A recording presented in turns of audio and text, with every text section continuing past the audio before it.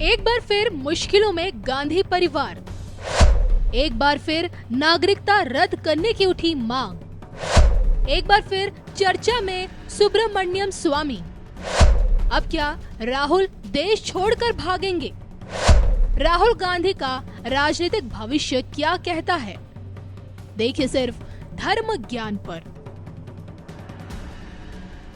शेख हसीना की तरह क्या राहुल गांधी को भी देश छोड़कर जाना पड़ेगा? नमस्कार, धर्म ज्ञान के दर्शकों का स्वागत है। मैं हूं आपके साथ कविता राणा और मेरे साथ राजपुरोहित मधुर जी। मधुर जी, स्वागत है आपका। सादर नमस्कार। जी हाँ, आपने ठीक सुना। राहुल गांधी की एक बार फिर नागरिकता पर सवाल उठने लगे हैं और इस बार सवाल उठाए किसी और ने नहीं बल्कि भाजपा नेता सुब्रमण्यम स्वामी ने। जी हाँ, आपको बता दूं कि सुब्रमण्यम स्वामी ने राहुल गांधी की नागरिकता रद्द किए जाने की याचिका डाली थी, जो कि हाईकोर्ट ने उसे जनहित याचिका के अंदर डाल दी है और इसमें देश का जो गृह मंत्रालय है उसकी भी इन्वॉल्वमेंट रहेगी। सबसे बड़ा सवाल ये है कि इस याचिका के चलते, जो कि अब ये पीआईएल में तब्दील हो गई है, तो ऐसे में क्या राहुल गांधी की नागरिकता पर किसी तरह का खतरा मंडरा रहा है? क्योंकि एक लंबे समय से सुब्रमण्यम स्वामी राहुल गांधी के पास ब्रिटिश नागरिकता और भारतीय नागरिकता दोनों नागरिकता होने का दावा करते आए हैं। हालांकि देखिए, उनके इन दावों में कितनी सच्चाई है ये तो देखिए कोर्ट से साफ हो पाएगा।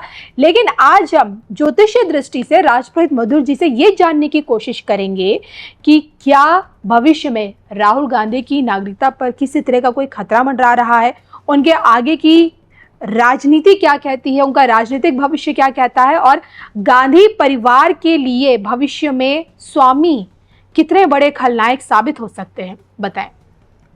विशेषकर अभी राष्ट्र की कुंडली का विश्लेषण हुआ था धर्म ज्ञान चैनल के माध्यम से ही। जी, राष्ट्र की कुंडली में जो है मकर लग्न की जो कुंडली बन रही है उसके अनुसार चंद्रमा बहुत पीड़ित अवस्था में दिखाई दिए है। चंद्रमा के पीड़ित अवस्था होने के कारण से मैंने पहले भी बताया था कि गौ, गंगा, गायत्री और स्त्री, ये चार, और प्रकृति को भी साथ में, ये 4 से 5 प्रकार की ऐसी चीज़ें हैं, ऐसी वस्तुएं हैं, या फिर इस देश को, इस धर्म को, इस पूरे राष्ट्र को चलाने के लिए ये 5 आवश्यक हैं और ये पांचों बहुत ज़्यादा पीड़ित अवस्था में हैं। इनकी पीड़ितात्मक स्थिति, पीड़ित होने की स्थिति और ज़्यादा प्रबल होती जा रही है जी। तो ऐसे में राहुल गांधी का जो विशेषकर उनका एक भारतीय नागरिकता या फिर ब्रिटिश नागरिकता उनकी देखी जाए तो विशेषकर तो राहुल गांधी का जो जन्म से लेकर के और उनका जो बैकग्राउंड है, उनके जो उनकी माता जी हैं, या फिर उनका पूरा इतिहास खंगाला जाए, निकाला जाए, तो आज भारत से कहीं न कहीं वो मेल जोल नहीं खाता है। लेकिन वस्तुतः भारत एक ऐसा देश है, भारत में राजनीतिक दृष्टिकोण को अपने पक्ष में रखने के लिए कुछ ऐसे अराजक तत्व हैं इस पूरे भारतवर्ष में कि वो वोट बैंक की राजनीति करने के कारण से वो भारत को कहीं न कहीं ऐसे अराजक तत्वों से उन्होंने भर दिया है कि तमाम प्रकार से आज हिंसात्मक स्थिति बनती चली जा रही है। ऐसे में उन्होंने कुछ, जैसे आप ले लीजिए रोहिंग्या मुसलमानों को ले लीजिए, जैसे तमाम प्रकार के ऐसे बांग्लादेशी घुसपैठिए इसमें घुसे बैठे हुए हैं। ऐसे तमाम परिस्थितियों में भारत कहीं न कहीं, क्योंकि भारत एक माँ के रूप में देखा जाता है, लेकिन कहा जाता है कि माँ के आंचल को, माँ के पल्लू को जितना आप आच्छादित करने का प्रयास करेंगे उतना ज़्यादा माँ जब पीड़ित होगी तो यानी प्रकृति पीड़ित होगी, और जब प्रकृति पीड़ित होगी तो आपको भागना होगा यहाँ से। तो इनकी जो नागरिकता वाला जहाँ तक सवाल है, तो वो नागरिकता भारतीय कहीं न कहीं परंपरा के अंतर्गत उनकी मेल जोल खाती नहीं है। तो वस्तुतः जो भारतीय जनता पार्टी के सुब्रमण्यम स्वामी, क्या नाम है? सुब्रमण्यम स्वामी जी, तो उनके माध्यम से जो चीज़ें उठाई गई हैं वो राजनीतिक दृष्टिकोण से वास्तव में वो कहीं न कहीं सही है। लेकिन किसी एक व्यक्ति पे जो बातें ये उठ रही हैं, इसके साथ साथ उन ऐसे लोगों पर भी उठनी चाहिए जो तमाम प्रकार के ऐसे जाहिल, ऐसे आतंकी, ऐसे घुसपैठिए इस पूरे भारतवर्ष को प्रभावित करने का कार्य कर रहे हैं और उसके पीछे लोग अपनी राजनीतिक रोटियां सेक करके वो अपना राज्य में सरकारें चला रहे हैं। तो मुझे लगता है कि ये उठा हुआ सवाल जो है, इसमें वास्तविक रूप से कम 90% सच्चाई है और इस 90% सच्चाई को एक्सेप्ट करने के लिए उस व्यक्ति को कहीं ना कहीं जूझना, लड़ना तो होगा ही। लेकिन तमाम प्रकार से कांग्रेस सरकार ने यहाँ पर अपना राज्य चलाया है वो आज़ादी के बाद से लेकर के, तो कुछ ऐसे काल, कुछ ऐसे चक्र आएंगे जिसमें कहीं ना कहीं जो स्वामी जी के द्वारा उठाई गई ये मतलब बातें हैं या उनकी प्रस्तुति है, वो पूर्ण रूप से साबित तो होगी, लेकिन कहीं ना कहीं ये लोग राजनीतिक लोग हैं और अपनी वार्ता को, अपनी चीज़ों को ला करके सामने रखेंगे, अपना पक्ष रखेंगे। लेकिन वास्तविकता ज्योतिषीय गणना ये कहती है कि राहुल गांधी की कुंडली के अनुसार अभी उनमें राहु की और शुक्र की भूमिका बेहद प्रबल है। पिछले कुंडली के विश्लेषण में भी बताया गया था, उनकी वायनाड और रायबरेली की सीटों को लेकर के जो विश्लेषण किया गया था, तो किसी का भी देखिए, किसी का अंत बुरा हो सकता है, लेकिन उदय जब होता है तो उदय होता है। तो उदय के अंतर्गत क्या होता है कि उस व्यक्ति का उसके पूर्वजों के अनुसार उसका उदय होता है। तो जिनके पूर्वजों के मतलब व्यक्तित्व और तमाम प्रकार की उनकी क्रियात्मक शैली, संत महात्माओं को, गायों को, गऊ को, गंगा को और तमाम प्रकार से उन्होंने जो टारगेट किया, उसका अपयश और उसका जो दुष्प्रभाव है, उसका जो श्राप है, परम पूज्य स्वामी करपात्री जी द्वारा जो दिया गया श्राप है, वो कांग्रेस अभी लंबे समय तक उसको झेलेगी। संतों के द्वारा संतों को प्रताड़ित करने का, संतों की संवेदनाओं को ना समझने का तमाम ऐसी सरकारें आईं और चली गई, उनकी लुटिया डूब गई। ऐसे में कांग्रेस को उठने के लिए दोबारा से उन्हीं संतों के शरण में जाना होगा, तब इनकी राजनीतिक पृष्ठभूमि पुनः मजबूत भी हो पाएगी, इनकी भारतीय नागरिकता का भी सम्मान होगा, इनका भी सम्मान हो सकता है, क्योंकि पूर्व जन्म में तमाम प्रकार के ऐसे राजा महाराजाओं ने तमाम प्रकार से ऐसे अवसाद फैलाए, उनको तमाम ऐसा उनके जीवन में मतलब कह सकते हैं कि ओवर कॉन्फिडेंस आ गया, आत्मविश्वास बहुत बढ़ चढ़ गया कि वो धर्म को भूल बैठे। ऐसे में ही जब भारत को आज़ादी मिली, आज़ादी के बाद से ये कांग्रेस गवर्नमेंट जब भारत पर अपना ये कहीं ना कहीं सरकारें अपनी स्थापित की, तब ये धर्म को धारण करने में कहीं ना कहीं इससे चूक हो गई।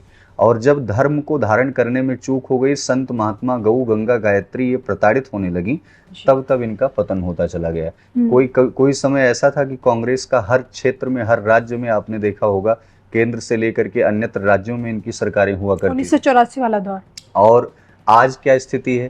कांग्रेस को 1 सीटें मिलना भी दुर्लभ हो गई थी। इस बार कांग्रेस ने तमाम प्रकार से ऐसे छल, ऐसे भ्रमात्मक स्थिति बनाई समाज के साथ कि समाज उस छल में आ गया कि उनको पैसे मिल रहे थे। अच्छा, लोगों को पैसों की ज़रूरत है, पैसों के लिए उन्होंने कहा कि खटाखट आएंगे पैसे, अकाउंट में आएंगे। उसमें वो पब्लिक कहीं ना कहीं गुमराह में आ गई। और आप जानती हैं ना, माताएं बहुत भावनात्मक होती हैं, जब भावनात्मक जुड़ती हैं तो वो किसी से जुड़ ही जाती हैं।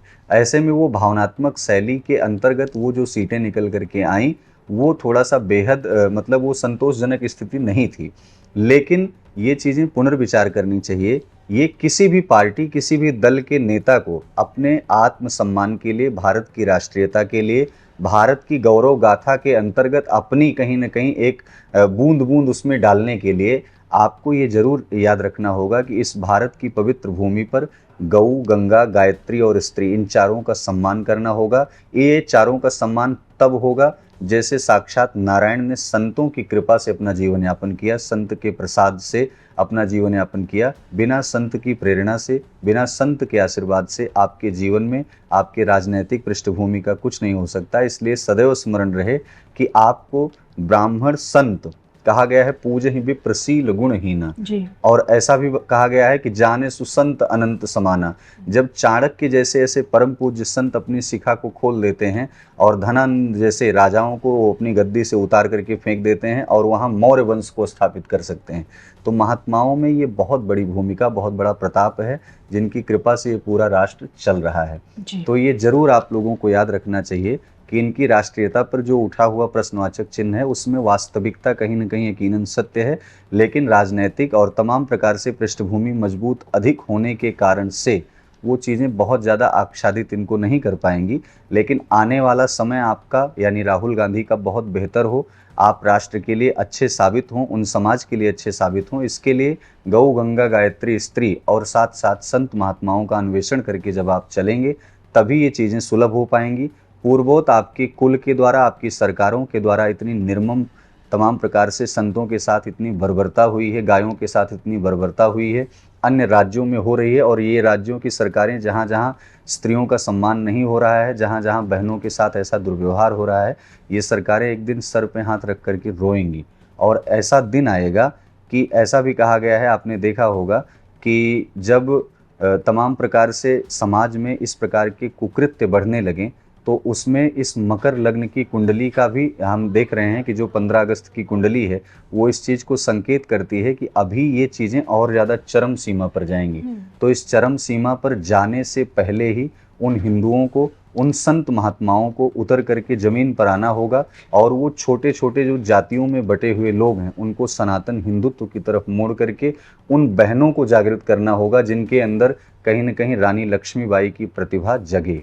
जी जी। चलिए, इसी के साथ इजाजत दीजिए। नमस्कार। नमस्कार।